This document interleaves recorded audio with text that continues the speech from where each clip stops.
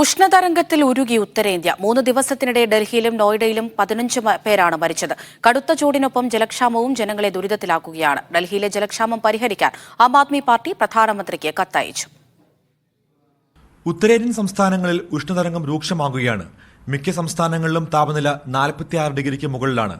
10 വർഷത്തിനിടെ ഉണ്ടാകുന്ന ശക്തമായ ചൂടാണ് ഇത്തവണ അനുഭവപ്പെടുന്നത്. 3 ദിവസത്തിനിടെ ഡൽഹിയിലും നോയിഡയിലുമായി മരിച്ചത് 15 പേരാണ്. ഡൽഹിയിൽ ഇന്നലെ രേഖപ്പെടുത്തിയ ചൂട് 51 ഡിഗ്രിയാണ്. ഡൽഹി, ഉത്തർപ്രദേശ്, ഹരിയാന, പഞ്ചാബ് സംസ്ഥാനങ്ങളിൽ റെഡ് അലർട്ട് തുടരുകയാണ്. അടുത്ത 2 ദിവസം കൂടി ഉഷ്ണതരംഗം തുടരുമെന്നാണ് കേന്ദ്ര കാലാവസ്ഥാ നിരീക്ഷണ കേന്ദ്രത്തിന്റെ മുന്നറിയിപ്പ്. ഡൽഹിക്ക് പുറമെ ഒഡീഷ, ബീഹാർ, രാജസ്ഥാൻ, പഞ്ചാബ്, UP സംസ്ഥാനങ്ങളിലും ഉയർന്ന ചൂടാണ് രേഖപ്പെടുത്തുന്നത്. ഉഷ്ണതരംഗത്തിൽ ഇതുവരെ വിവിധ സംസ്ഥാനങ്ങളായ മരിച്ചവരുടെ എണ്ണം 100 കടന്നു. കൂടുതൽ പേര് മരിച്ചത് സൂര്യാഘാതമേറ്റാണ്. ചൂടിനോടൊപ്പം ജലക്ഷാമവും ജനങ്ങളെ വലയ്ക്കുന്നുണ്ട്. കുടിവെള്ളക്ഷാമം രൂക്ഷമായ ഡൽഹിയിൽ ജനജീവിതം ദുരിതത്തിലാണ്. ജലക്ഷാമം പരിഹരിക്കുന്നതിൽ പ്രധാനമന്ത്രിയുടെ ഇടപെടൽ ആവശ്യപ്പെട്ട് ഡൽഹി ജലവിഭവ വകുപ്പ് മന്ത്രി അതിഷി പ്രധാനമന്ത്രിക്ക് കത്ത് നൽകിയിട്ടുണ്ട്. മീഡിയ 1, ഡൽഹി.